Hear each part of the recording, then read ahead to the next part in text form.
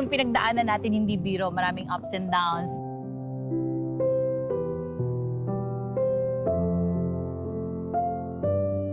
Never naman natin gusto maging normal, di ba? Kasi we're all made uniquely by Right. God.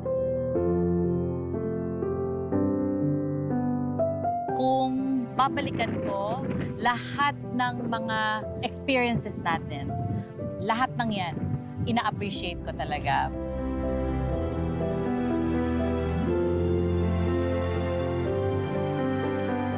Hindi ka tumitingin sa estado ng tao. You appreciate people kung sino sila.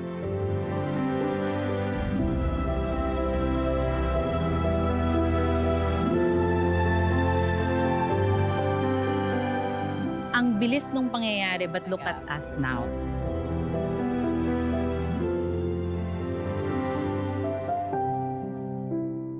Whether up or down, I'm really thankful sa Panginoon.